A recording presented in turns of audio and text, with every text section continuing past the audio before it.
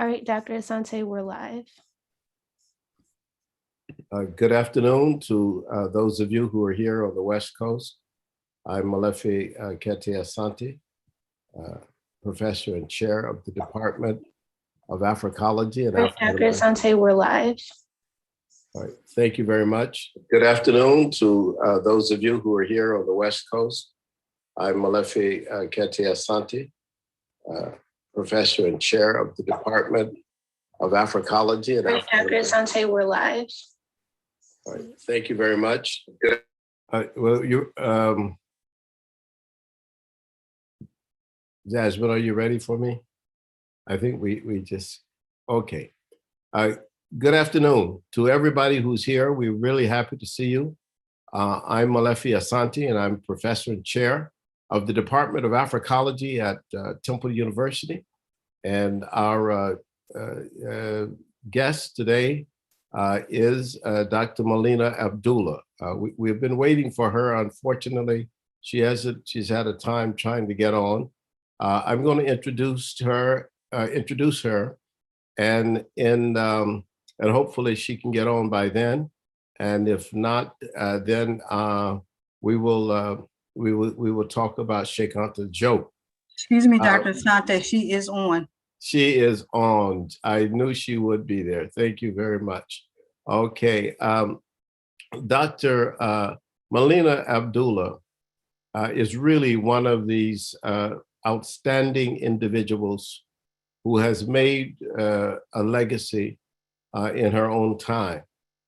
She is professor and the former chair of the Department of Pan-African Studies at California State University, Los Angeles. And she earned her BA at Howard University. So I always say that, boy, Howard University is really glowing these days with the vice president as well. She earned her MA and her PhD from the University of Southern California, for which I will forgive her since I went to UCLA. But she is an incredibly wonderful intellectual. She was appointed to the Los Angeles County Human Relations Commission in 2014 and is a recognized expert on race, gender, class, and social movements. She is the author of numerous articles and book chapters with subjects ranging from political coalition building to womanist mothering. I like to think of her as we often say, she is one of the co-founders of the Los Angeles chapter of Black Lives Matter, and she has been one of the most articulate spokespersons for the movement. She's in all kinds of organizations. She's been a co-host and a co-producer of a weekly radio program. She has received awards from almost every institution you can think of. She's even received the Fannie Lou Hamer Award, which is one of the outstanding awards given by the Coalition of Mental Health Professionals. And she's also received the National Conference of Black Political Scientists Award, Sacred Sisters Award, California Teachers Association Award. Melina is originally from the great city of Oakland, California. And many times people think of her not just as a professor of Pan-African Studies, but also as an organizer, a hip hop scholar, a womanist, a truth teller, and a mama. And so we are just delighted and honored that she has given us the time today to speak with us. And Dr. Abdullah, welcome. Thank you so much, Dr. Asante. It's really my honor and my privilege to be with you. And you know, you're one of my heroes and mentors, and one who, as I was an undergrad looking at what kind of scholar I want to be, you really emulated that for me and made me, you were one of the inspirations in me going on to earn a PhD. And so I'm grateful to be here with you and grateful to be addressing you today. And I pray that the words that come through me are the right words. So I've prepared some slides, but I don't know how much I'm going to stick to the slides.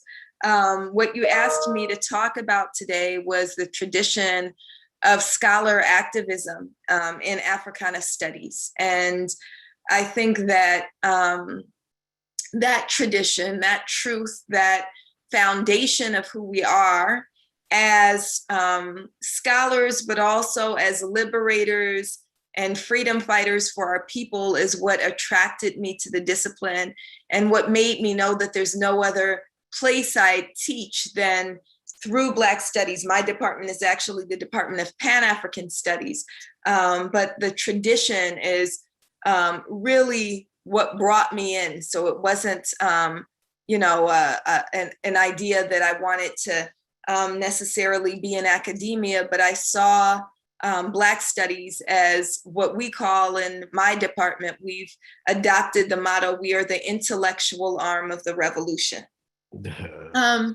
And I'm wondering if I can get co-host privileges so I can share my screen because I do have a few slides. Jasmine, can you make that happen?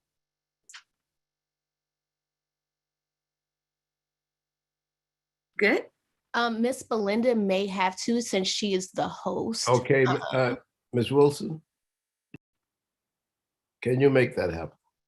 Share, so she could share her screen.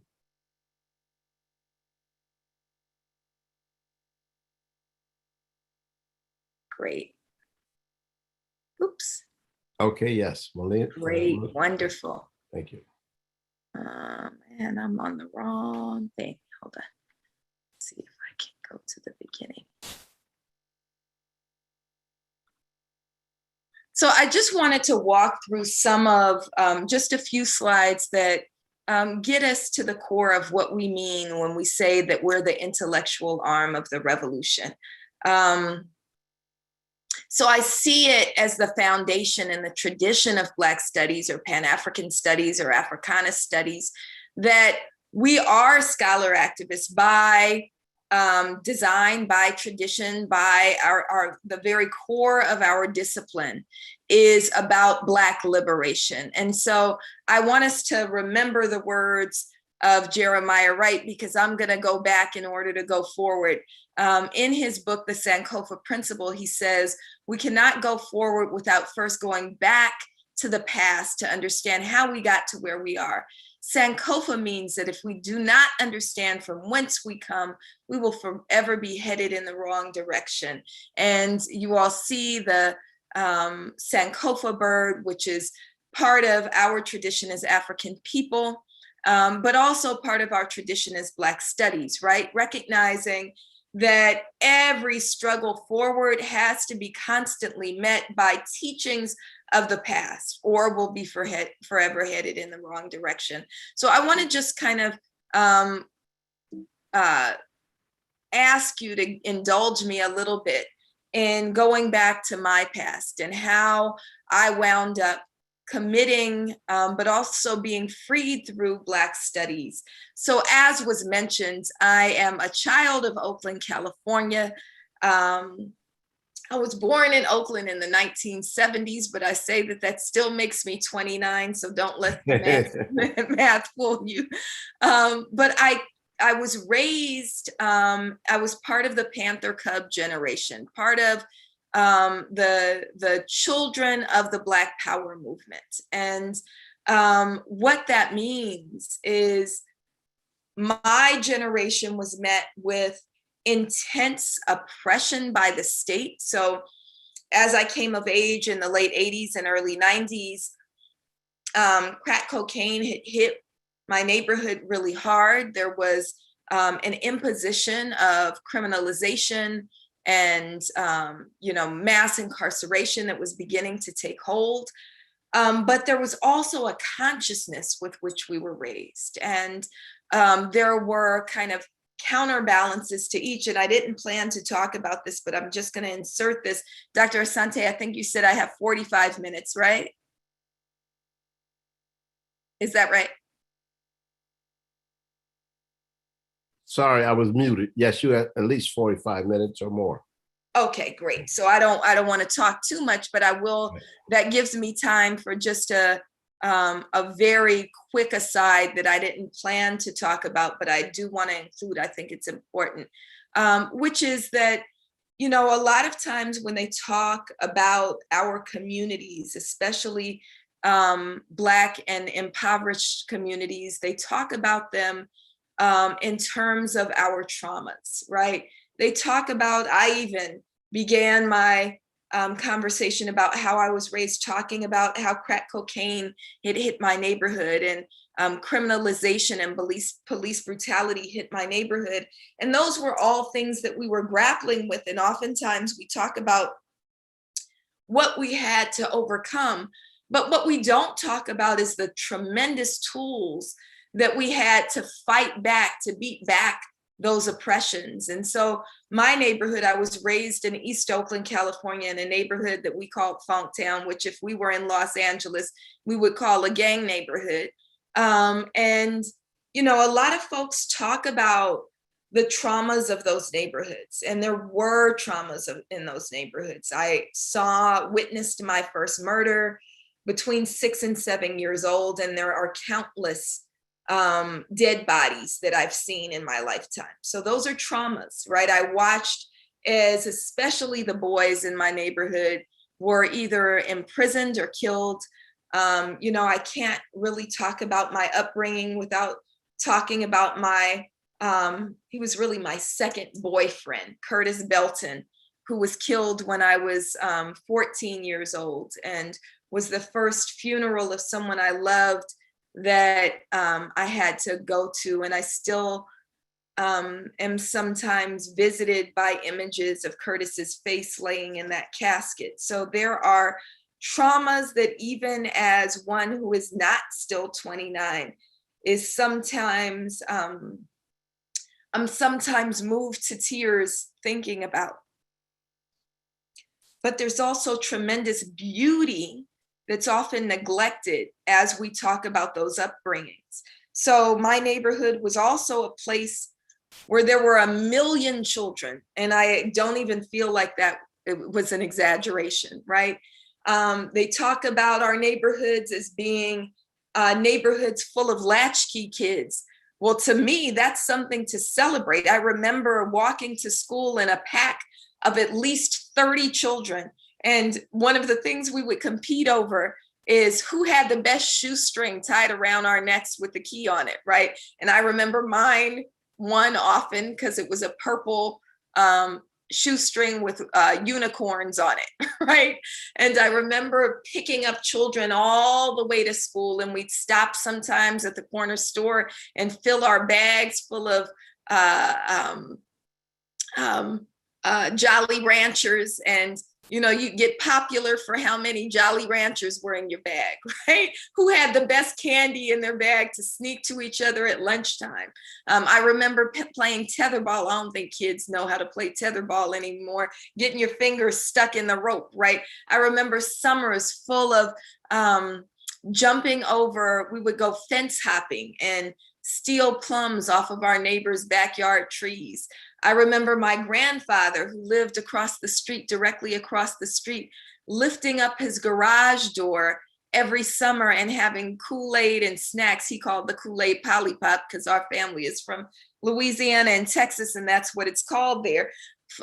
Pitchers full of Polypop and snacks, and we would come in and learn a Bible verse and get some snacks, and then we'd have relay races and play Mother May I all summer long. And so our neighborhoods were full of beauty as well as trauma. And that beauty that comes from the core of who we are as African people, right? That beauty that comes from those transgenerational memories and that recognition and that Sankofa principle of looking back to move forward, remembering that it's the definition of family that extends beyond bloodlines that have got us through as African and Black people, right?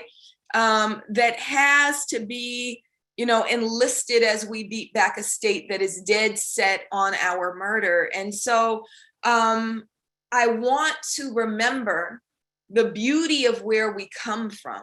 And for me, as I came of age and there were these traumas in my neighborhood, I found a place of respite in Black studies. And you'll see on the screen a picture of one of my most honored and revered ancestors, Mr. Richard Navies, who was the founder and the chair of the Department of Black Studies at Berkeley High School. So the neighborhood that I was raised in, Funktown, had a rival neighborhood called 69th Village, which was further east in East Oakland. And the way that the state does things is, even though I lived literally 10 blocks from Oakland High School, the children in my neighborhood had to go to Fremont High School, where the children in 69th Village also went.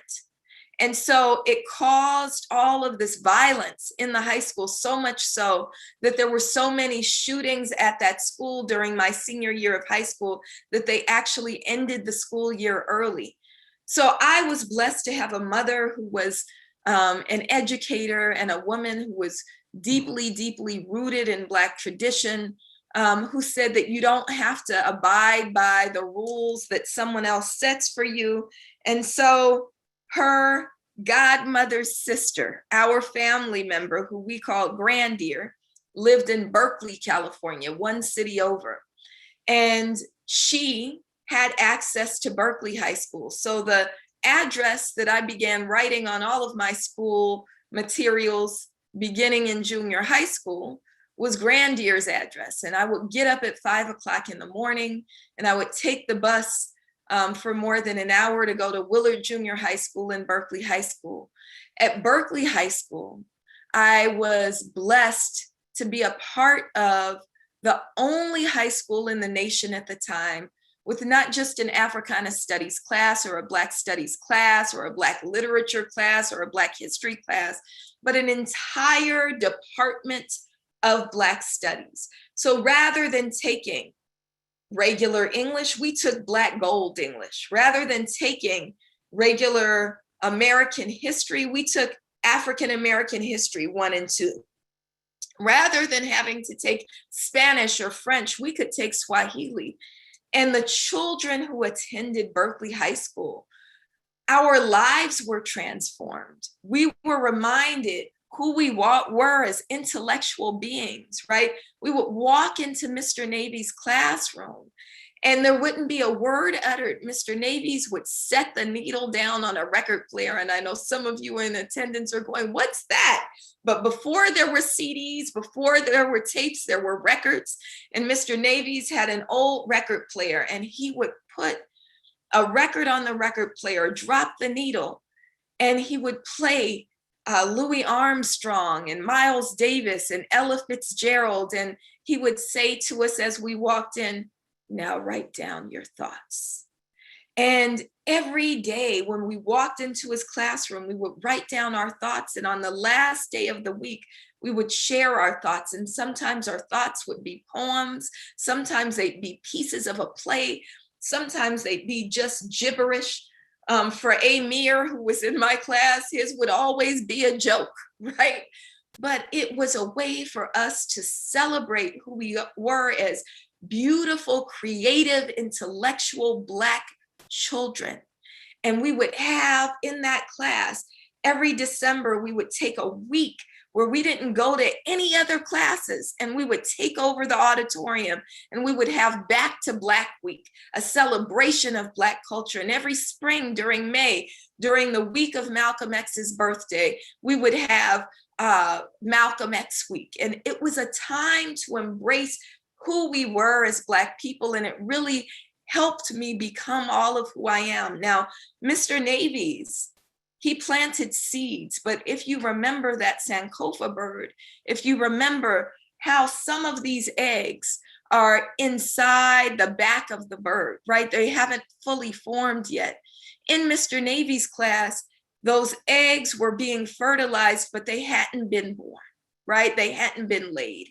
And so I would drop out of high school and drop out of traditional school and kind of get into my own trouble.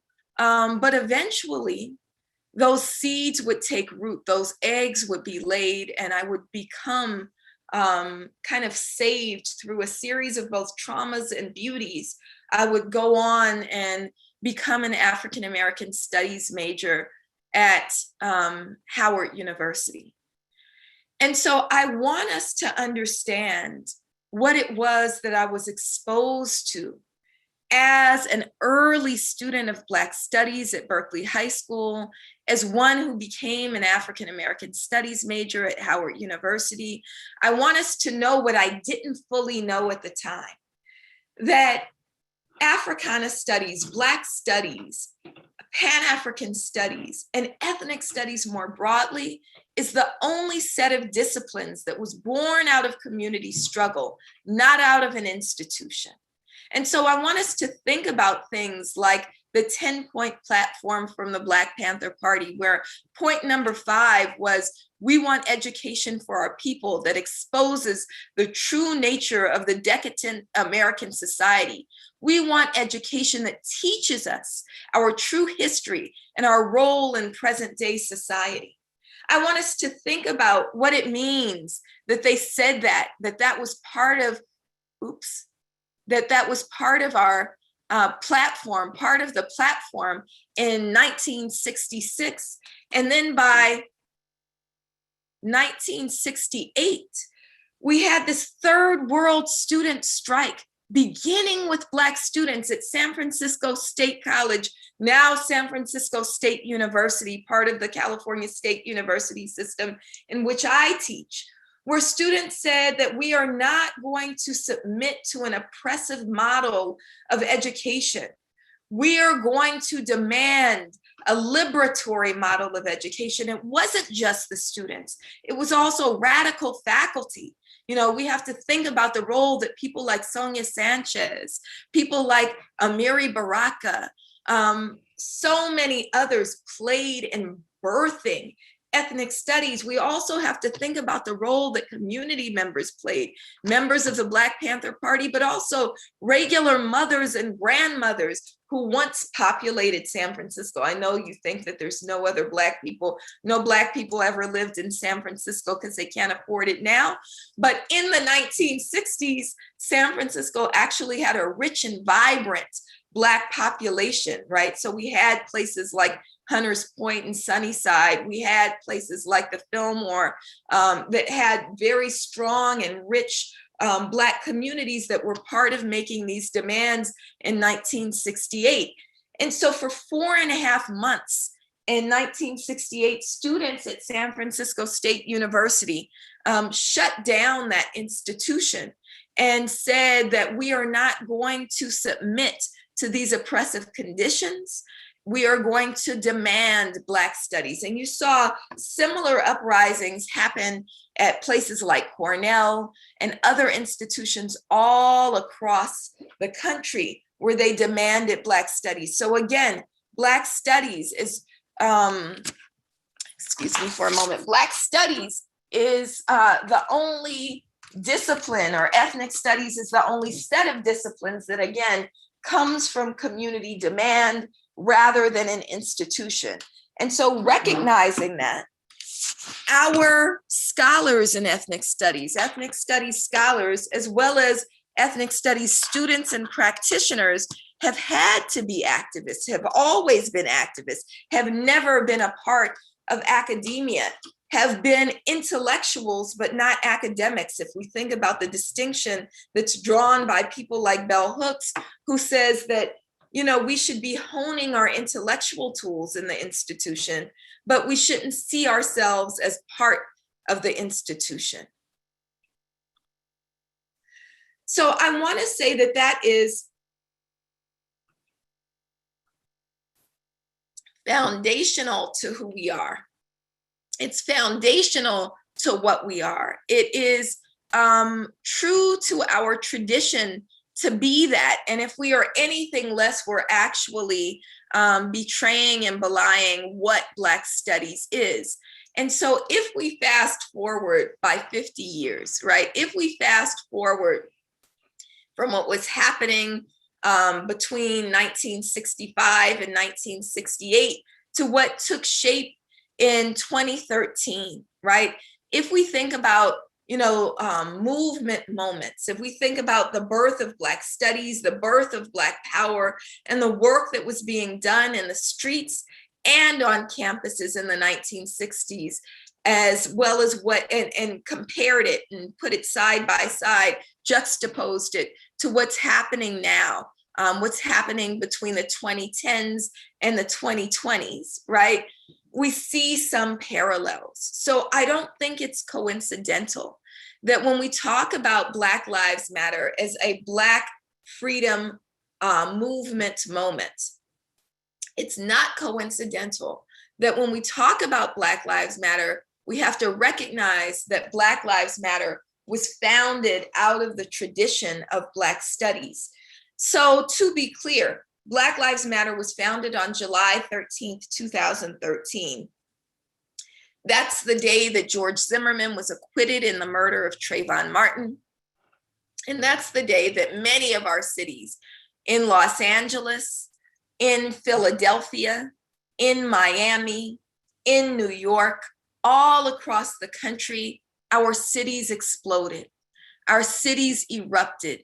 And we engaged in what Brenda Stevenson calls intuitive organizing. That's when we take to the streets. We might not have a plan, but we let intuition and spirit lead us. And so for many of us in Los Angeles, we went to a place that nobody has to call us to. It's called Lamert Park. It's where the Black community goes anytime anything of significance happens. And so on the evening of July 13th, 2013, some of you all will remember this moment. We had been glued to our television sets watching the trial of George Zimmerman. And of course, Trayvon Martin was not the first child to be killed at the hands of white supremacy and an anti-Black state. He wasn't the first one whose life would be stolen by someone who wanted to be police, but actually wasn't, right? And I think it was perhaps the not so true part of Zimmerman's life that made us think that maybe he'd be held to account. So Zimmerman had appointed himself as a neighborhood watchman. The neighborhood watch didn't even actually want him, right? He made himself a police officer in his own mind. He actually wasn't police. And so I think many of us thought, well, maybe he won't get all of the privileges that the state has to offer because he's not really part of their institutions, right? He wasn't even really white. His mother was Peruvian.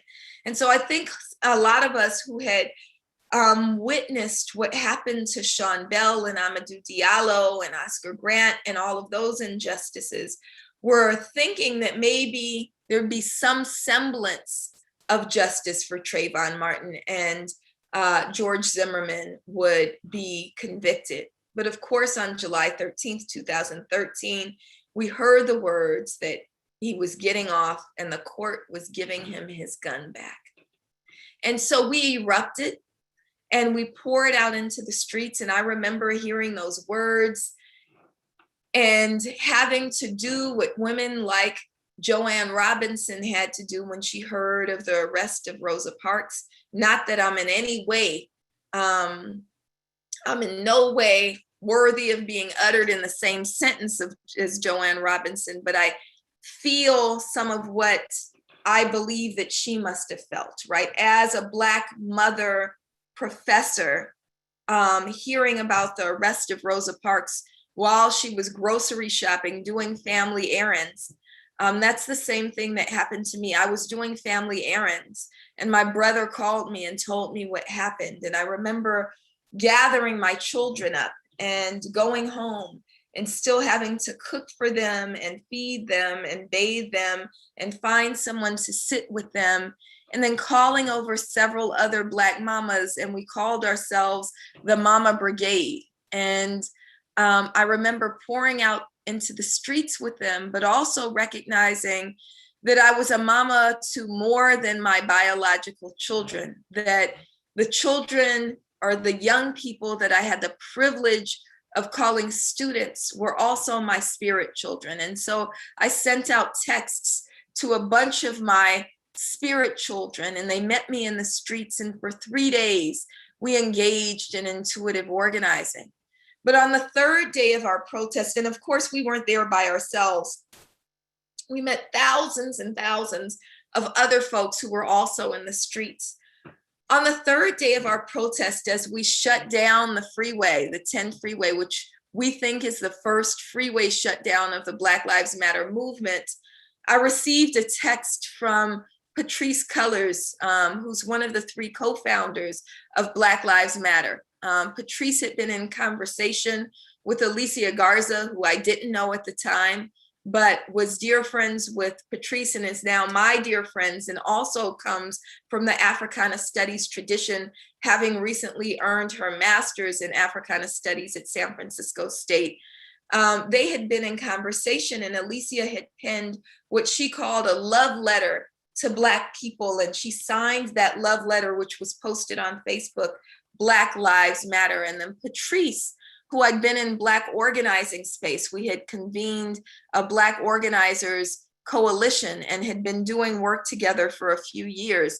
The organizer that she is, she called together the organizers that she knew. And some of those organizers were professors of Pan-African studies. Myself and a dear comrade and colleague and sister, Stacy Mitchell, were both in that group, as were about 15 of our students. And we gathered together in the middle of the night in Patrisse's Black artist community. It was called St. Elmo Village. Who you see on the right is those students. Out of that initial convening, we pledged to build a movement, not a moment, a movement, not a moment. And so in a span of just 2 days, we planned the first march of the Black Lives Matter era, which was a march in Beverly Hills. Early on, in fact, the first day of protest, we had adopted a principle that we would disrupt spaces of white affluence and build in spaces of Black community. So the first planned march that we did was actually in Beverly Hills, and that's the mall that's featured in that film, Pretty Woman, that we're disrupting. You'll see a bunch of us at the bottom of the stairs, and then Charlia Gully, who was one of my students who was a track star, is running ahead of us because she's a track star. And we were disrupting that mall.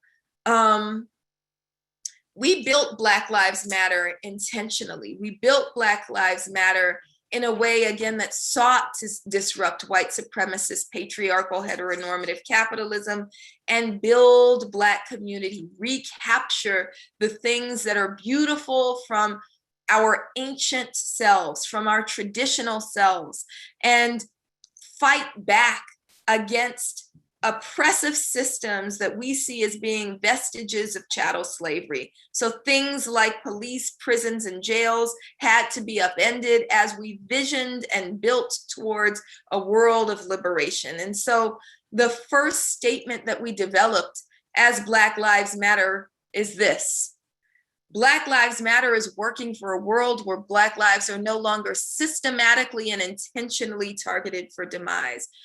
We believe, as is written in by Manning Marable, that the systems under which we live are intentionally and deliberately designed to produce the outcomes that they do.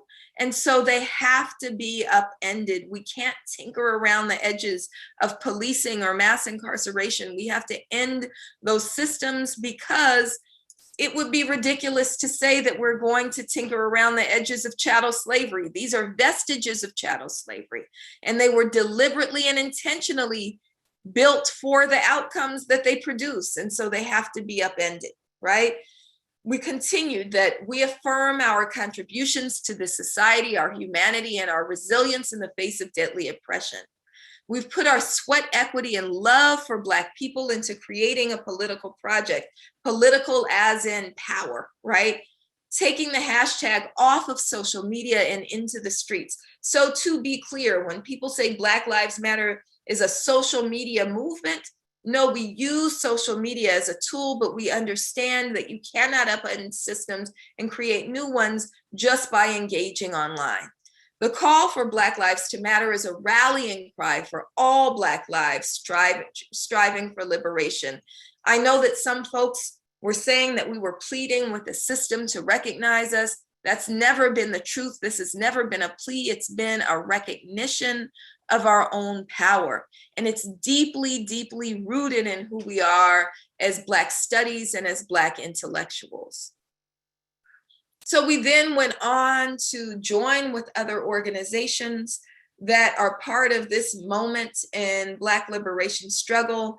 And we organized under the umbrella of the Movement for Black Lives. We developed a vision for Black lives, which includes to end the war on Black people, reparations, divest from police and prisons, invest in the things that actually make us safe, invest in economic justice, community control. We want to be autonomous beings, right? And then building political power, not just in the sense of government, but in the sense of real power over our destinies.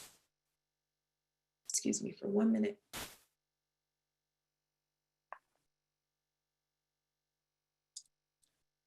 We saw with Black Lives Matter as we were building in the streets, also a tremendous movement take shape on campuses. Remember the initial members of Black Lives Matter and who continues to engage in Black Lives Matter, the movement for Black freedom in this period is Black students, largely from Black studies departments. And so when we saw what was happening in neighborhoods and communities also take shape on campuses. So especially in 2015 and 2016, we saw Black students rise up and demand freedoms on our campuses as well. What we saw, however, is as the pandemic hit, institutions kind of take advantage of the recognition that students are no longer on campus to make demands, to kind of roll back some of our progress. And so we saw that happen on campuses, and we've also seen that begin to happen in communities. Until May 25th, 2020, and leading up to that moment, during the pandemic, we saw Black people disproportionately hit by COVID-19. We began to make demands. In Los Angeles, we issued something called the Black LA demands, recognizing that the system was attempting to double down on its white supremacist roots. And so in the midst of an unprecedented global health pandemic, with an unprecedented economic fallout, the system was attempting to push funds and resources into policing and jails. The Black LA demands and the Black Oakland demands and the Black Sacramento demands were designed to say, no, we need resources to go into things like housing and mental health care and education and technology, not into police. And they attempted to ignore us. But as the state stole the life of Ahmaud Arbery, people began to rise up. As we witnessed Breonna Taylor's life be stolen in her bed while she was sleeping, the world rose up. And then when George Floyd was murdered for 8 minutes and 46 seconds, with Derek Chauvin absolutely summoning the evil of his forebears, refusing to hear the cries of George Floyd, who said, "I can't breathe," the world couldn't look away, and the world cracked wide open. The world cracked wide open, and we saw a very early renaissance of the Black Lives Matter movement, where people poured out into the streets by the hundreds and thousands and hundreds of thousands and millions worldwide. And Black Lives Matter has now been measured as the largest racial and social justice movement in global history. The picture that you see on the right is of one day of protest in Los Angeles. This was June 7th of 2020 when we took over Hollywood, and there were over 100,000 people in the streets demanding justice in the name of George Floyd, Ahmaud Arbery, and Breonna Taylor, but also in the names of Waukesha Wilson and Kenny Watkins and so many others whose lives had been stolen by police right here in Los Angeles. You started to hear the chant, defund the police, which Barack Obama thought he would call a snappy slogan, but what we call a policy demand. We demand the defunding of the police because by defunding the police, we can move towards abolition. We coupled that call for abolition with a reimagining of public safety. And so as I was talking with you about my neighborhood, we remember that in my neighborhood, police came to brutalize and harass us, but who came to keep us safe was my grandfather and my grandmother who kept their garage door open, was my mother who would teach children to read on our front porch every single day after she got off work as an elementary school teacher. Who kept us safe was Miss Rose, who would sit on her front porch all day and would make sure that if we got into trouble, she would snatch you up a little bit and then tell your mother so that she could snatch you up when she got home. So that's who kept us safe. And when we think about reimagining public safety, it means that Sankofa moment. It means going back to the village and remembering that we have all that we need to keep us safe, that we keep us safe. It means remembering that in places like Newark, New Jersey, mayors like Raz Baraka are saying, you know what, we can defund the police somewhat, and we can begin to invest in community-driven solutions to public safety. It means that people like mayors like Chokwe Lumumba are saying that we know that the state and the federal government are absolutely trying to poison and taint our water in the blackest city in this country, Jackson, Mississippi. But we in Jackson, Mississippi have been growing our own food, have been building people's like organizations like Cooperation Jackson. We in Jackson, Mississippi have been building, our own educational systems, and we in Jackson will get clean water for our people. And so it means recognizing that we have solutions and we want to invest in those solutions. It also means that we recognize who our enemies are, and it means toppling those enemies. It means refusing to pretend as if we live in a state of peace when we're really at war.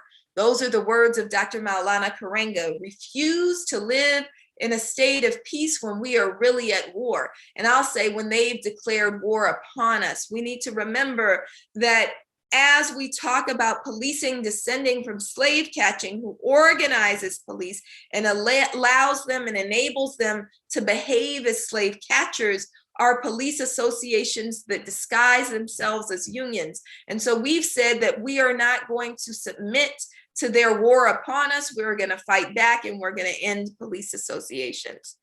It also means reimagining what our educational system looks like.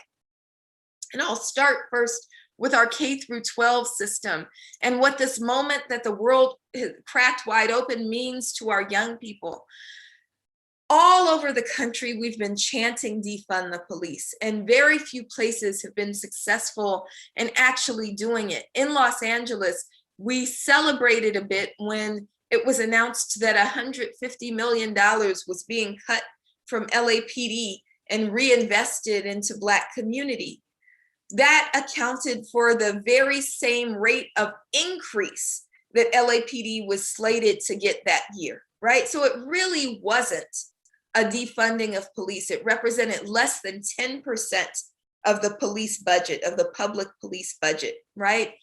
But the children say, you know what, we want to defund our police altogether, because if there's one place police don't belong, it's on our campuses. And so they have been shutting down school board meetings. They have been speaking before school board. They developed their own plan of action, which includes not only the defunding of police, but the removal of police from their campuses completely. the ending of random searches of our children, and the demand for ethnic studies in their schools. And they won all of those things, all of those things. They got their school police defunded, not by 5%, not by 10%, but by 35%. And there are no longer police allowed on the campuses of LA Unified School Districts. They also won ethnic studies. We had won an ethnic studies requirement a few years ago, but they won ethnic studies as being implemented in an authentic manner on their high school campuses. And they won a community schools model, which is true to the African tradition of allowing for places of learning that extend beyond the formal education of a school system. And so this is what they've won. I want to say what it could mean for us as people who find ourselves in academic institutions, but not of them. At Cal State LA, as we moved into this moment, we made demands of our institution. And we tried to be true to what it means to a world being cracked wide open. Number one, what we want of our institutions is a defunding of the police and a reimagining of campus safety. So a removal of police from our campuses. We want a university system where student admissions are open to anyone who wants to attend, and students are empowered when they're on our campus. Oops.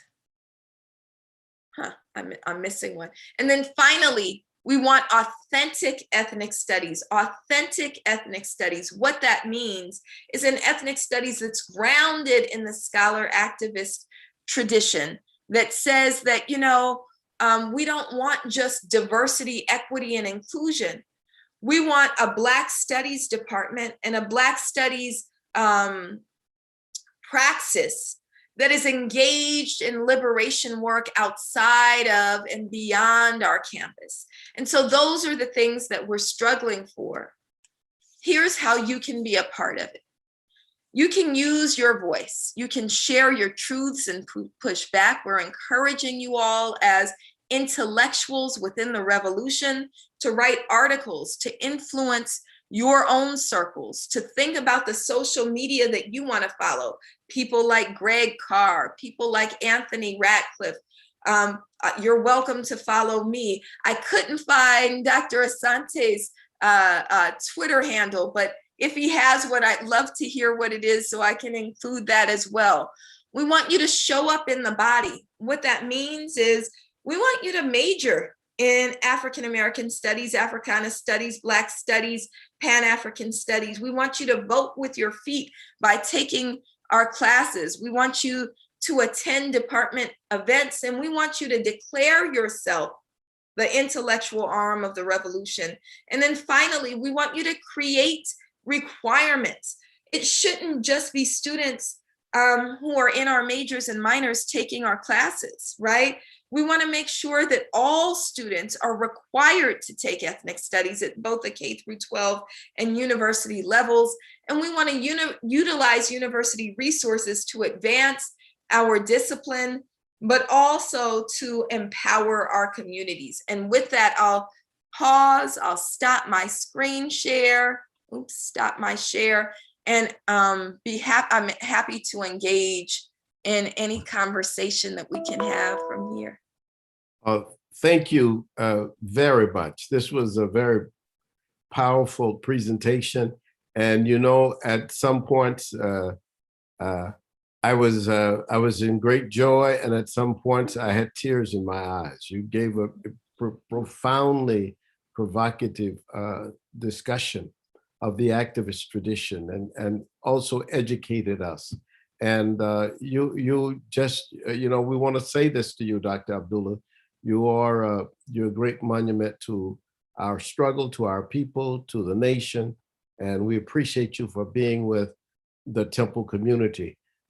Jasmine, do you have any questions or were there any comments? Yes, we actually do have a few questions. Before we do get into the questions, though, Dr. Abdullah, I just want to say thank you so much for your lecture. I definitely enjoyed it. My undergrad, I come from Kent State University, where our Department of Pan-African Studies was formed because Black students got up and walked off campus. And so just standing on that legacy, I definitely enjoyed your lecture. So thank you for that. Let's go ahead and get into the questions. Again, if you do have a question, please use the question and answer feature, and we will be able to, ask them and get them answered. The first one comes from Christopher Murray, who says, I've always envisioned Black Studies programs and HBCUs as the centers in the community that work to solve problems within the Black community, as well as providing that intellectual foundation. But that hasn't always happened. What can Black Studies programs and HBCUs do to really make this happen? Sure. So first, I want to say thank you to Dr. Asante. Your words mean everything, and your encouragement means everything. And Jasmine, that is a huge tradition that you come from, as well as beyond you being another department of Pan-African Studies. So I'll always have an attachment because it's another department of Pan-African Studies along with the University of Louisville, right?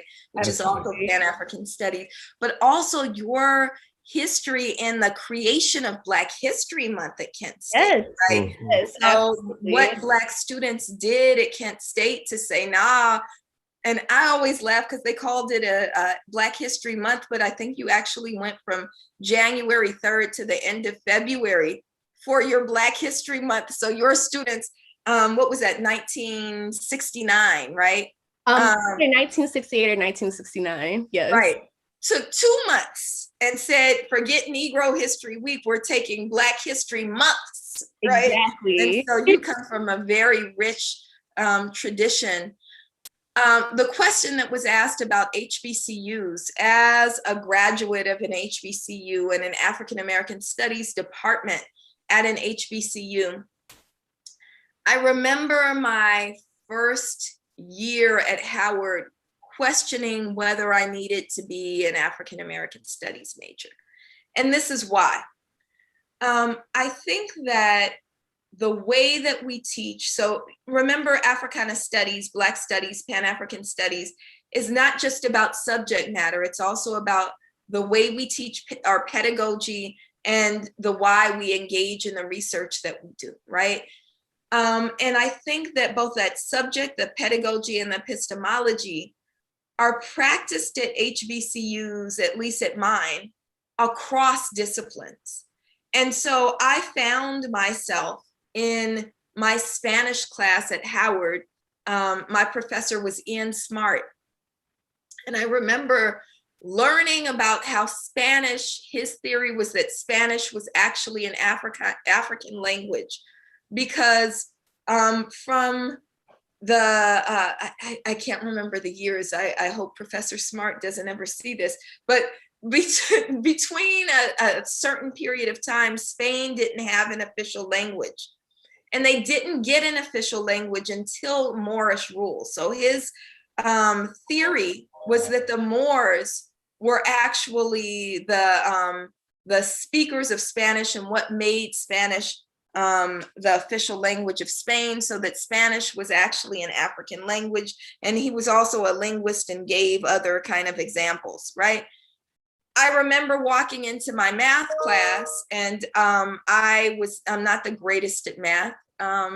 And I remember my math professor teaching about how math comes from Kemet and the Kemetic roots of everything that we were doing.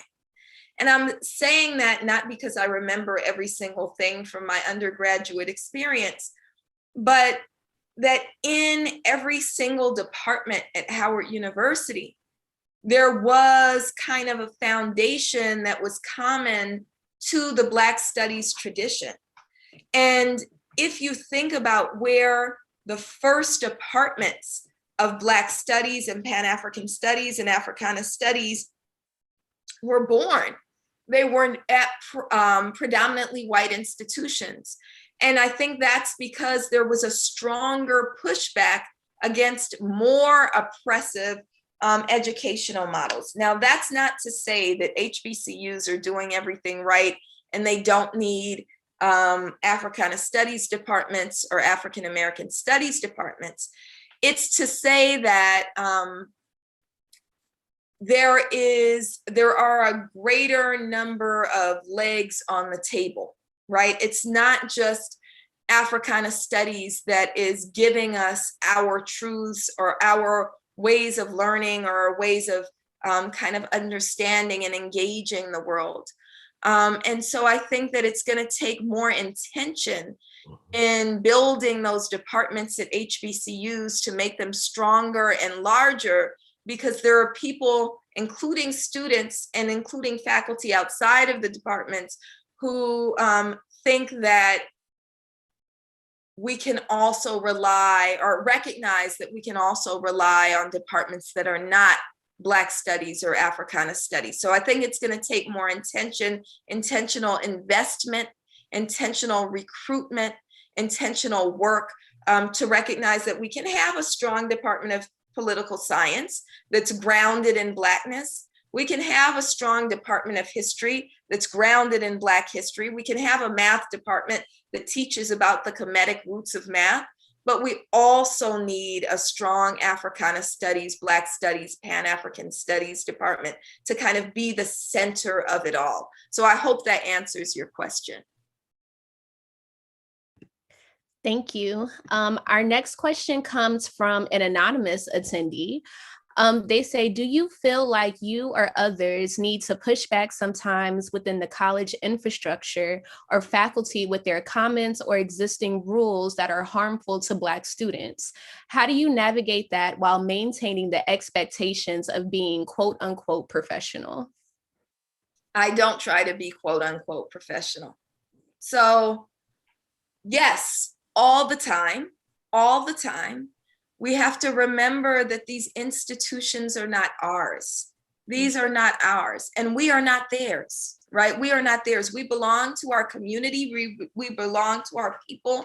We do not belong to the institutions in which we find ourselves. And so Wade Nobles often talks about freshwater fish having to live in salt water, right? And we are freshwater fish living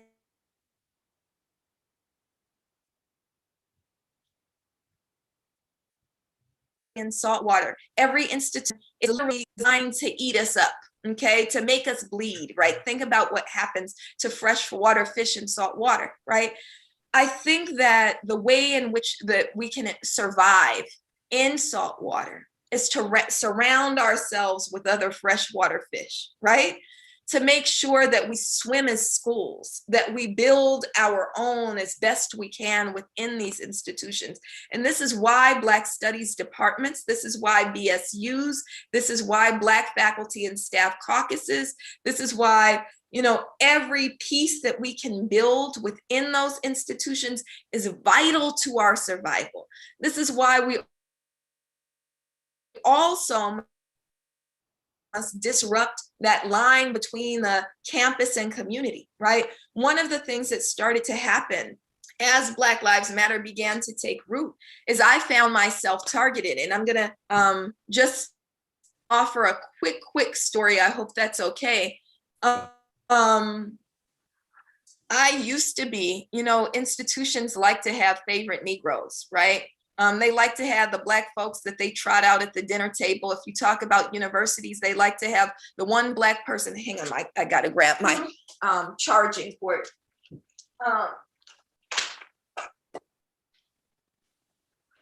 They like to trot out their Black faculty member that they can show off to their donors, that can be their speaker on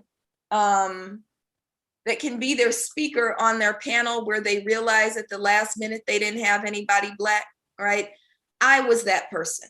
So I was the one that was invited to their dinner tables. I was the person who was invited to speak. I was the person who was trotted out at press conferences. I was that person until Black Lives Matter. And what Black Lives Matter did is remind them and remind me that I don't belong to that institution and that I cannot be trying to seek what Dr. Karenga calls a comfortable place in oppression. And that happened as a result of Black Lives Matter, which also was happening as we began to struggle for an ethnic studies requirement on our campus.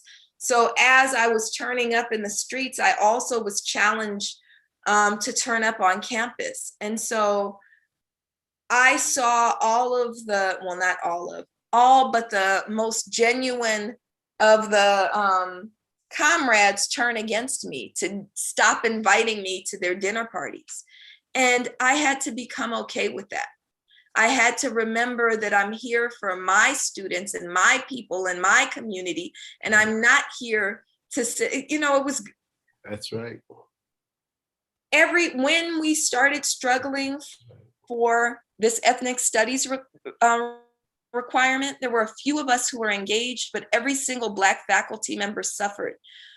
Every Black faculty member was voted off of every single committee in the entire university the year after we started struggling for the ethnic studies requirement. And so, those are consequences that we have to bear. It's not a valid struggle if there's no consequence, right? We have to be willing to suffer consequences. Now, I believe in drawing lines. So one of the things that I say my line is if it in any way jeopardizes the safety of my children, right? I can't. I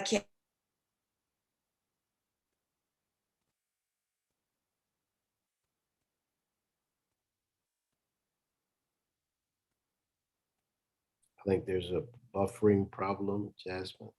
Yes, it may be her internet connection. Okay. She so should be coming back. Well, we have about one more question, okay? Okay. We have one more question. If she comes back on. If not, and while she's buffering, let me just say that boy, this is an incredibly wonderful talk, because we've had the same issues at all institutions. I know at Temple, for example, we see ourselves as being in the vanguard of the discipline and doing many things, but always there would be pushbacks against the efforts on the part of African people to express agency. The institution is not set up to accommodate or to support or to aggressively support the interest of African American people or African people. And so I truly understand what Dr. Abdullah is saying and what she has said to us today, because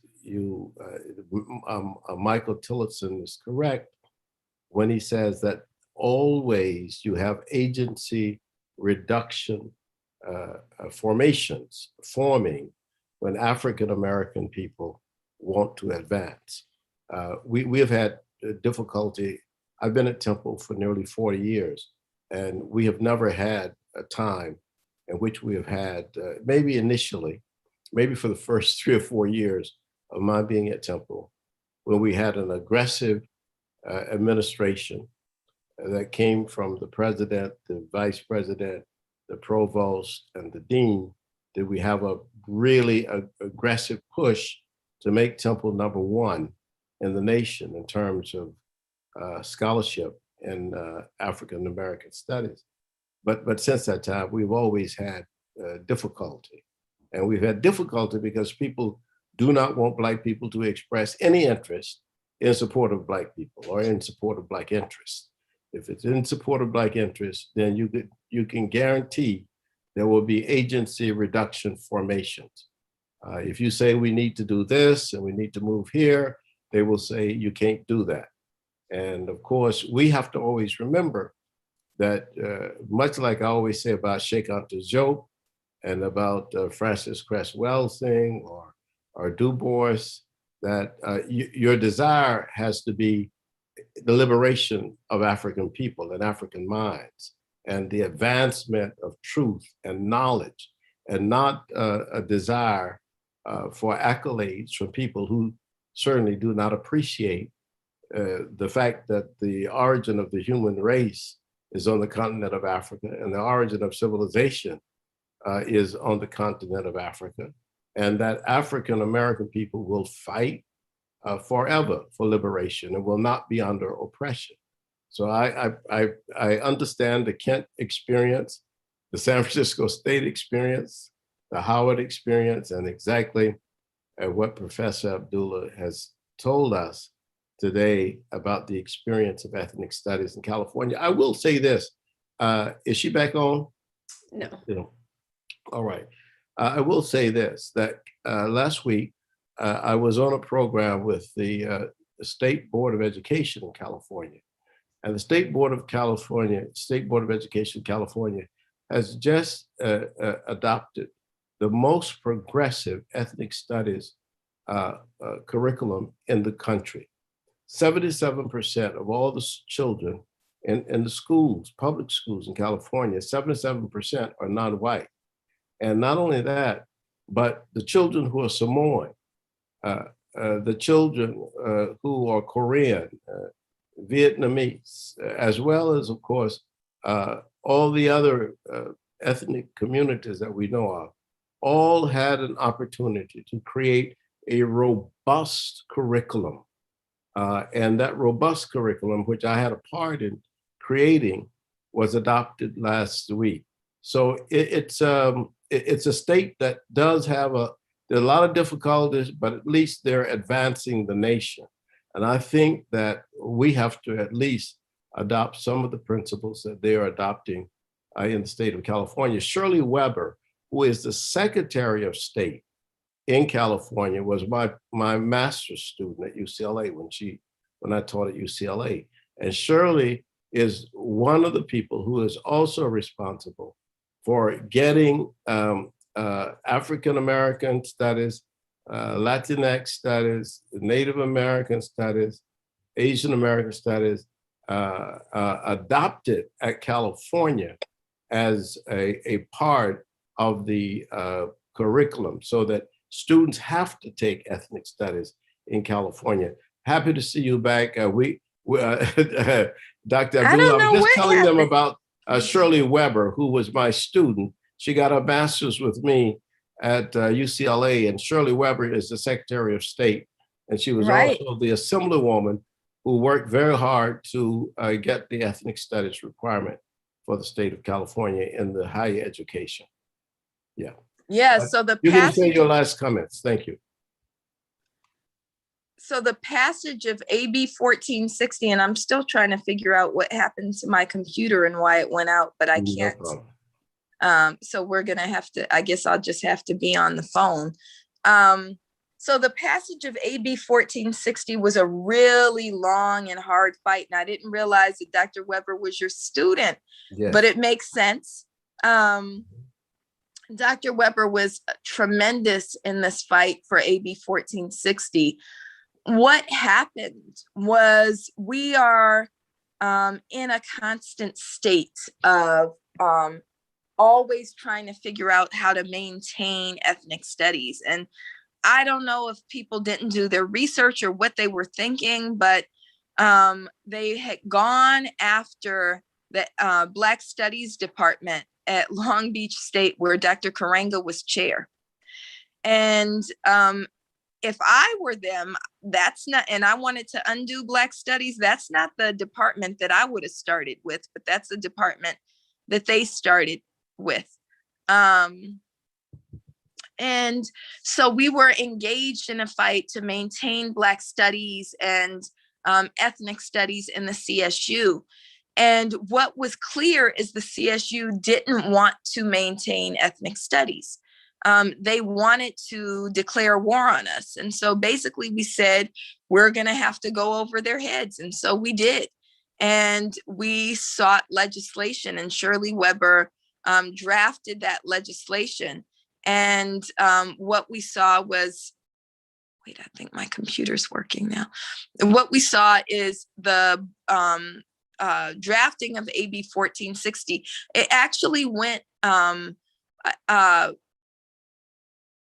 no, it's not working. It was, we were fighting for it for 2 years. So the first year that it was introduced, it actually did not develop. But the second year we engaged in the fight, and we did win AB 1460. It was a long fight to get it passed. We were up against the chancellor. We were up against the academic senate. We were up against a lot of folks who organized themselves against ethnic studies. But in the end, we did what we do. We engaged community, we engaged students, and the students and the people and the community won the passage of AB 1460 over many hurdles. We're still in a fight to try to get implementation in an authentic way, but we are very grateful to all of those who engaged, including our disciplinary association, the National Council for Black Studies, which was one of the first organizations to write a letter in support of the ethnic studies requirement. And so that passed in 2020, and we're working on implementation now.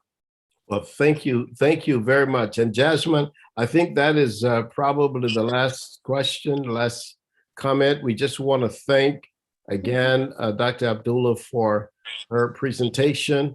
And we're going to just try to make her a part of our department every year come and give us this inspiration. But we want to thank you very much, and thank all of those of you who've come. And Jasmine, we could probably get a recording to her, get a copy of. Okay, thank you very much. Okay, well, thank you all for everybody. Go ahead, Jasmine, you can close out. Yeah, just a quick announcement. This lecture was already live streamed to our YouTube page, so it's already there, and we'll make sure we'll send it. Very good. Thank you. Thank you all so much for having me. I feel really honored to be with you and grateful to be with you. You are wonderful and fantastic. Thank you. Bye-bye. Bye-bye.